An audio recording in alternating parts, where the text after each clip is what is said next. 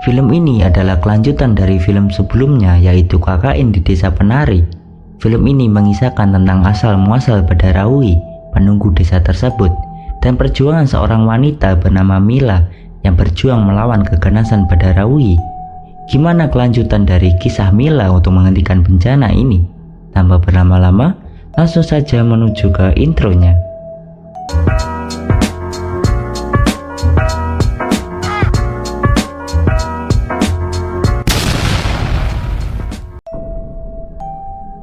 Cerita dimulai di sebuah desa di tengah hutan. Desa tersebut biasa dipanggil dengan sebutan Desa Penari. Malam itu di tahun 1955 diperlihatkan sebuah tarian ritual untuk memilih dawuh berikutnya untuk penunggu desa tersebut, yaitu Badarawuhi.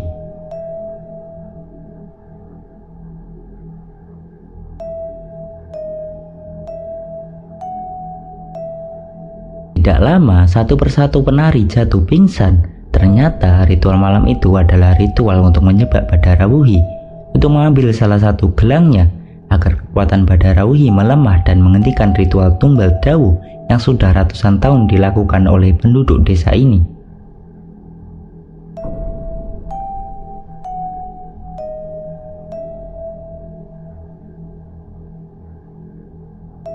Pemimpin desa tersebut langsung membawa kabur gelangnya untuk dibawa keluar dari desa agar Badarawi tidak bisa menemukannya. Ia memberikan gelang tersebut kepada putrinya bernama Indri dan berpesan untuk segera pergi ditemani oleh Mbah Buyut.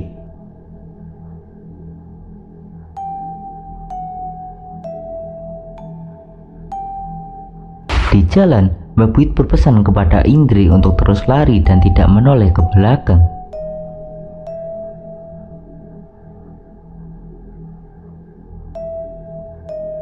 Di jalan pelarian, Indri terjatuh dan bertemu dengan Badarawuhi yang meminta untuk mengembalikan gelangnya. Namun Indri tidak menggubris itu dan lanjut lari meninggalkan desa.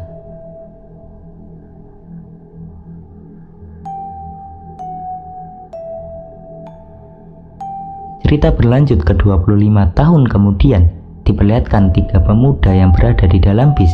Pemuda itu bernama Mila, Yuda, dan Arya. Mila ini adalah anak dari Indri, perempuan yang membawa kabur gelang Badarawuhi di awal film tadi.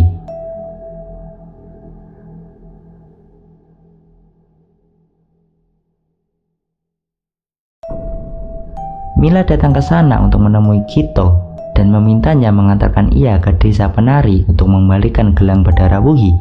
Alasannya adalah ibu Mila, yaitu Indri, sedang sakit parah. Dan Ustadz di sana memberikan gelang itu kepada Mila untuk dikembalikan ke asalnya dengan harapan Indri bisa menjadi sehat kembali. Di situ Mila belum tahu bahwa bila gelang itu dikembalikan akan terjadi bencana seperti di awal film tadi.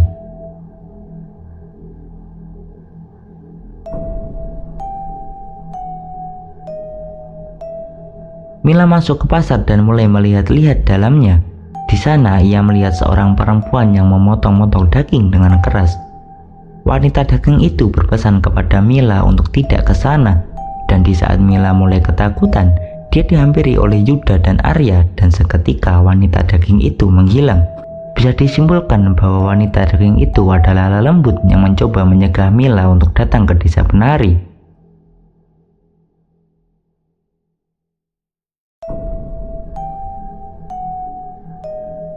Mila, Yuda, dan Arya pun berdiskusi dengan Kito menanyakan apakah Kito tahu keberadaan dari Desa Penari. Awalnya, Kito asing dengan gambar-gambar yang ditunjukkan Mila, namun saat melihat gambar penari, ia ingat sebuah desa yang biasa disebut dengan Desa Penari, namun tempatnya jauh dari sini dan berada di tengah hutan.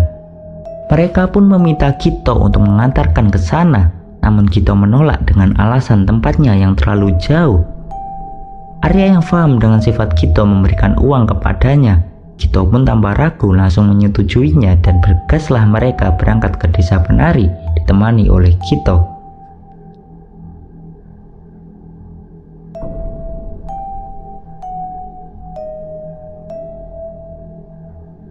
Mereka pun tiba di jembatan penghubung antar kota dan Desa Penari. Mereka mulai merasakan keanehan di desa tersebut.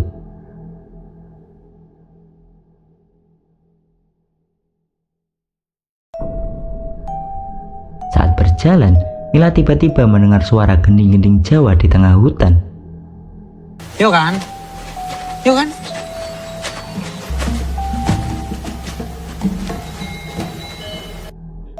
Dan sampailah mereka di depan gerbang masuk desa yang sama persis dengan lukisan pemberian Indri Ibu Mila.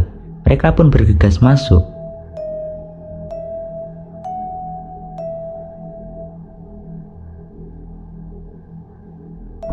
Mereka mulai menanyakan rumah sesepuh desa penari, namun warga tersebut memberitahu bahwa sesepuh desa mereka baru saja meninggal.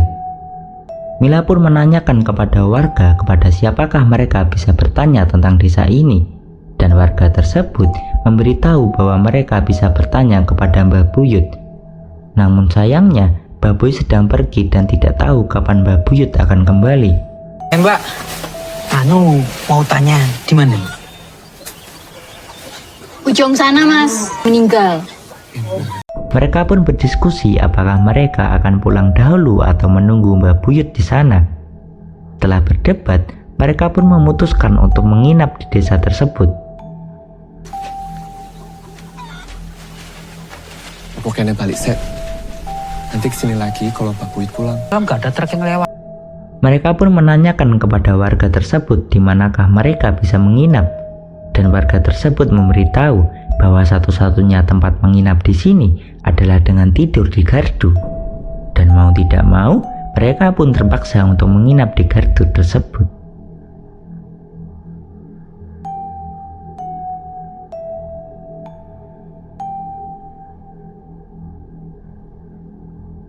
Karena kasihan kepada Mila, Yuda pun menghampiri salah satu warga di sana yang bernama Rati untuk meminta izin agar Mila bisa menginap di rumah Rati untuk beberapa hari.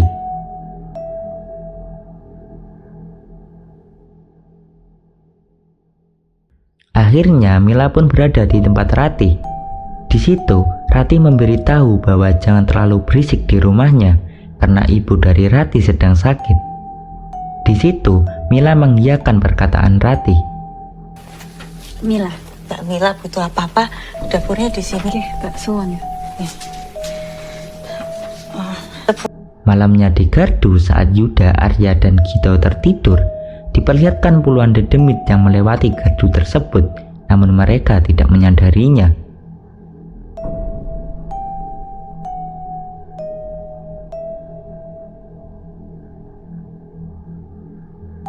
Di rumah Rati, Mila terbangun karena kehausan. Karena air minum yang dibawanya habis, Mila memutuskan untuk mengambil air di ruang tamu.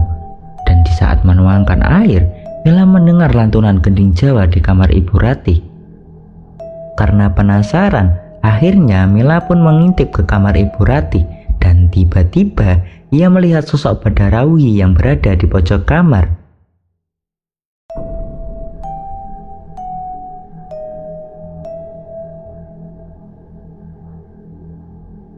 Pagi harinya, Mila menanyakan tentang sakit Ibu Rati ke Rati.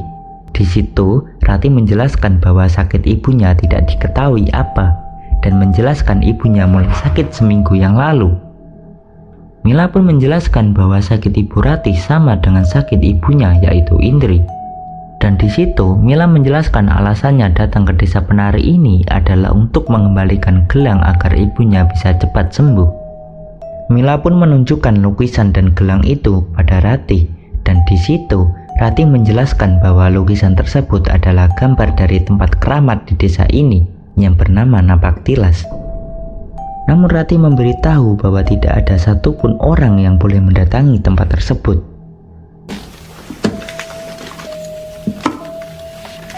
Tujuan aku ke desa ini miliknya Mbak. Dan tidak lama, datanglah Yuda yang menjemput Mila. Di situ Mila memberitahu tentang apa yang diceritakan Rati tadi ke Yuda.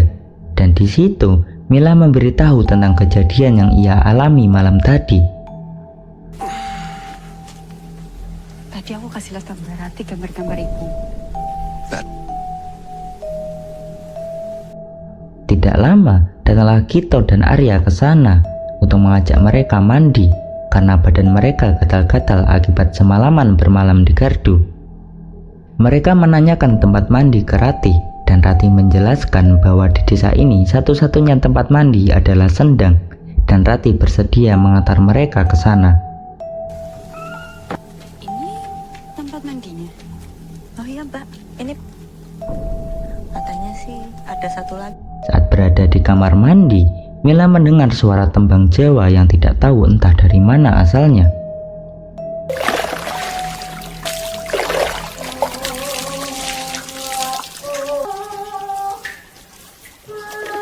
Saat keluar dari kamar mandi, Mila melihat seorang wanita yang mandi di sendang tersebut dan mengajak Mila untuk mandi bersamanya di sana.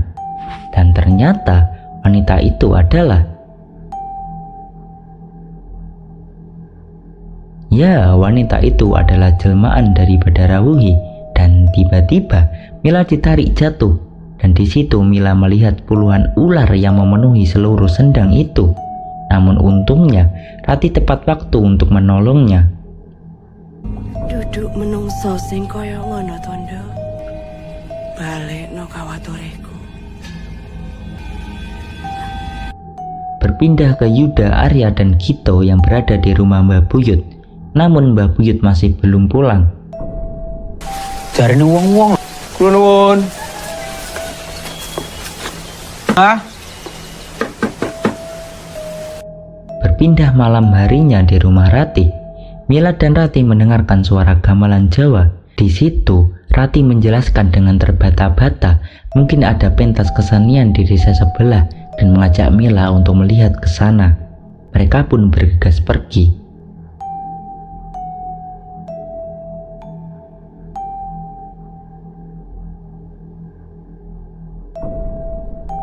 Dan ternyata tempat yang mereka datangi adalah Napak Tilas.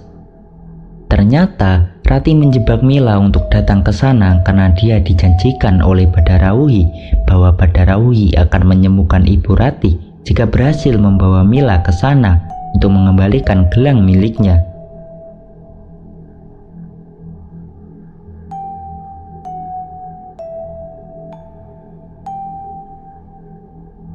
Pagi harinya, Yuda, Arya, dan Gito datang ke rumah Rati untuk bertemu dengan Mila.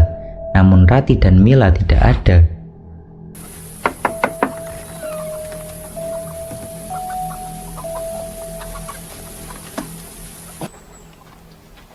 Setelah menunggu lama, mereka yang khawatir dengan Mila akhirnya memutuskan mencari Mila dan Rati di semua kawasan desa. Sampai malamnya, mereka mencari di area sungai dan menemukan warung makan di sana. Mereka pun menghampiri warung itu untuk menanyakan Mila. Namun Arya melihat keanehan dari warung itu yang orang-orangnya terlihat pucat dan kukunya yang hitam. Arya berpikir apakah ada warung makan yang berada di tepi sungai. Arya pun menghentikan Gito yang makan dan mengajak Yuda dan Gito untuk pergi dari sana. Sebelum pergi, salah satu orang di warung itu memberikan bungkusan makanan kepada Gito, dan pergilah mereka dari sana.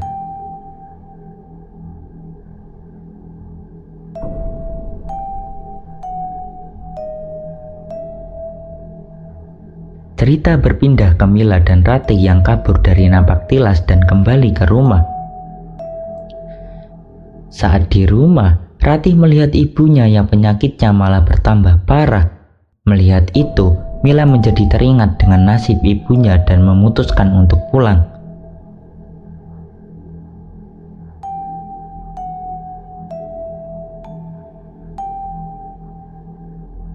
Namun, aksinya berhasil dicegah oleh Yuda, Arya, dan Gito yang berada di sana dan mengajak Mila untuk kembali ke rumah Rati. Di rumah Rati, Mila menjelaskan bahwa dia sudah mengembalikan gelang itu kepada Rawuhi. Di sana, akhirnya Yuda tahu alasan Mila yang seharian menghilang. Mendengar bahwa ia telah pergi seharian, Mila pun membantahnya dan mengatakan bahwa ia hanya sebentar pergi ke Napak Tilas.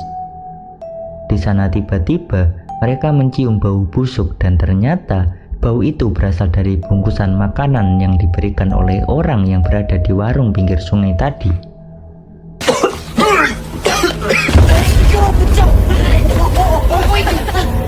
Pinggir sungai. Buang-buang kuku na irang.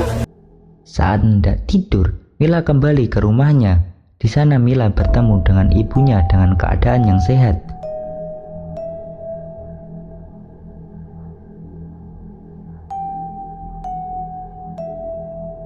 Dan ternyata kejadian tadi hanyalah halusinasi dari Mila yang khawatir dengan ibunya yang berada di rumah.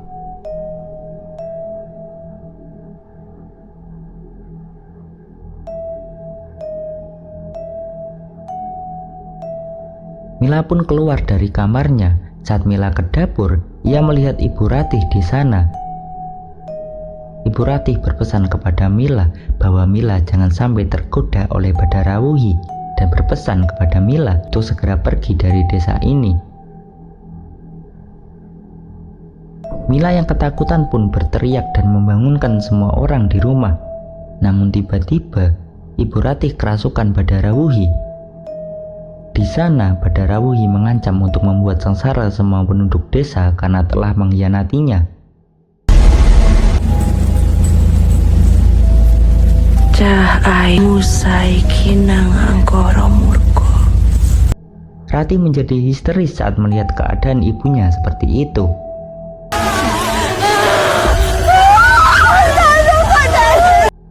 Namun tidak lama datanglah Mbah Buyut ke sana.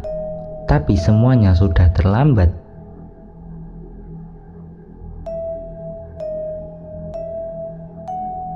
Paginya Mbah Buyut memarahi mereka kenapa mengembalikan gelang tersebut kembali kepada Rawuhi.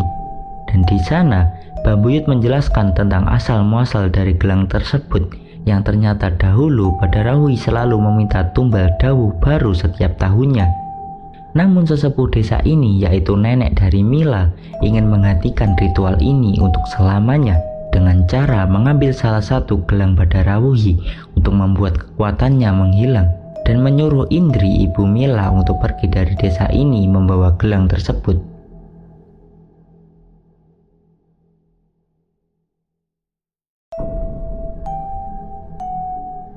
Mbah Buyut pun menjelaskan bahwa ia baru saja kembali dari rumah Indri untuk menyembuhkannya. Namun sayangnya ia telah telat datang ke sana karena Badarawuhi telah sampai duluan menemukannya. Aku datang lambat. Badarawuhi lebih dahulu. Sepurane Mbah. Keesokan paginya di desa itu dilanda bencana akibat Badarawuhi. Hewan-hewan ternak pada mati dan tanaman-tanaman mereka tiba-tiba rusak total dan sedang tempat mereka biasa mandi menjadi kering dan dipenuhi oleh ratusan ular.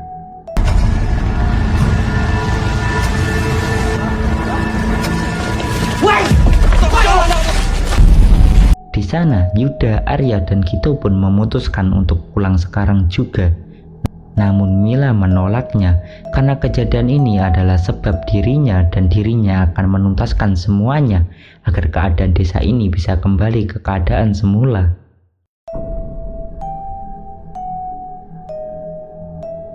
Di sana terlihat Mbah Buyut sedang memilih dawuh untuk dijadikan tumbal Badarawuhi. Namun tiba-tiba Mila ikut daftar menjadi salah satu dawuh.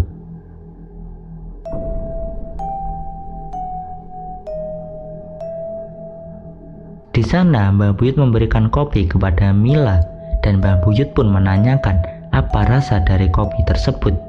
Mila pun menjawab bahwa kopi itu terasa manis. Namun saat Yuda mencicipinya, ternyata kopi tersebut terasa pahit. Mbah Buyut pun menjelaskan bahwa jika seorang merasakan kopi itu manis, itu pertanda bahwa orang itu cocok untuk mengikuti seleksi dawuh berikutnya untuk tumbal kepada Rawuhi. Kamu sudah dipilih desa ini. Maksudnya apa ya, Mbak? Kopi manis ini. Beberapa wanita yang dipilih pun akhirnya dipersiapkan menjadi calon dawuh dan dibawalah mereka ke napak tilas.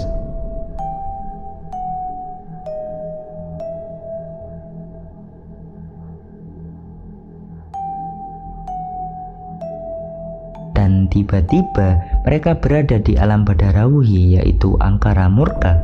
Mereka menari dikelilingi oleh dedemit desa tersebut.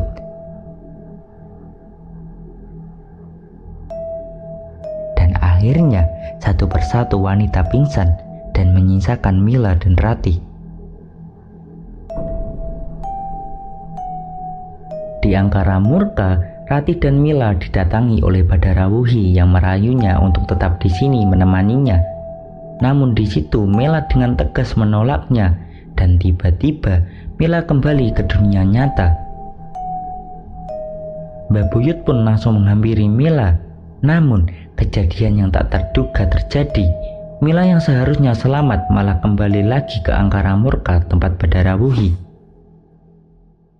Melihat itu, Mbah Buyut langsung menyuruh agar Mila dan Ratih ditutup oleh kain putih dan membawanya kembali ke desa.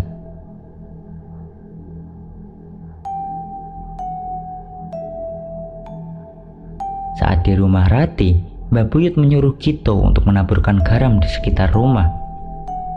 Di situ, Mbah Buyut menjelaskan bahwa Badarawuhi belum memilih tumbalnya dan Mila dan Ratih masih berada di Angkara Murka.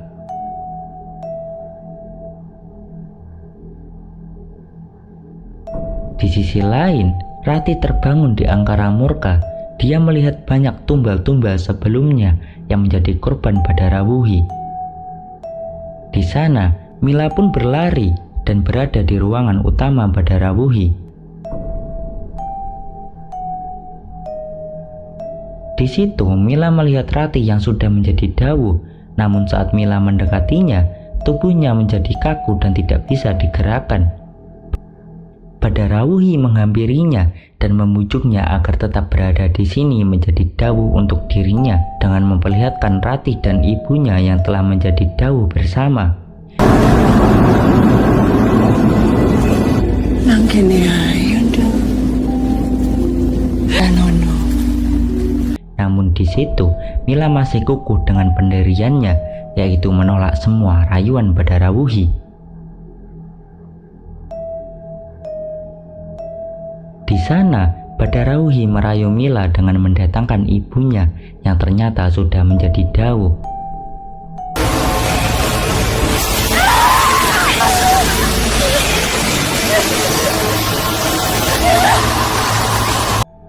Di situ, Indri menyuruh Mila untuk pulang dan mengikhlaskan dirinya yang sudah menjadi dawu untuk Badarawuhi.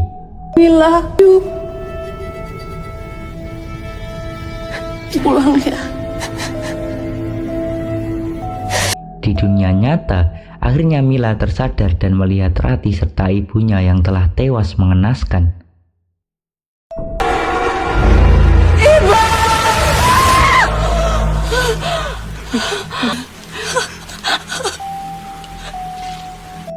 Film pun berakhir dengan memperlihatkan Mila, Yuda, Arya, dan Kito yang pergi dari desa tersebut.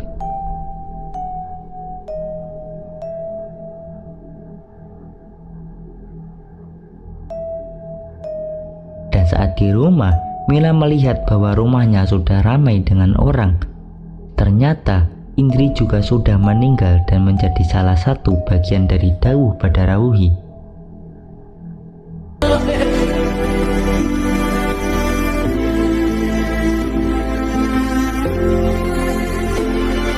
Berakhirlah alur cerita dari film Badarawuhi.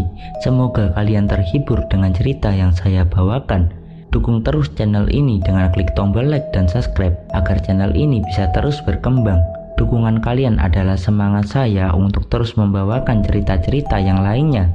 Saya Ali pamit undur diri dan ciao.